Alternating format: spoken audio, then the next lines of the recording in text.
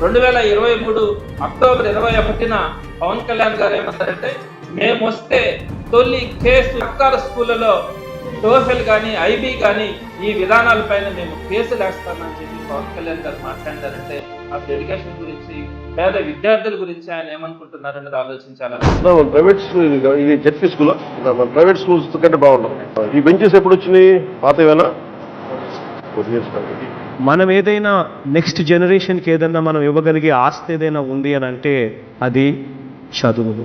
చదువు ఉంటేనే ఒక కుటుంబం బిలో పావర్టీ లైన్ నుంచి నెక్స్ట్ స్టేజ్లోకి పోయే అవకాశం, పరిస్థితి ఎప్పుడు వస్తుంది అని అంటే ఆ కుటుంబం నుంచి ఒక్కడన్నా గొప్ప చదువులు చదవగలిగితే, ఒక్కడన్నా ఇంజనీర్ కాగలిగితే, ఒక్కడన్నా డాక్టర్ కాగలిగితే, లేదా ఒక్కడన్నా కలెక్టర్ వంటి పెద్ద పెద్ద చదువులు చదవగలిగితేనే ఆ కుటుంబం రూపురేఖలు మారిపోతుంది.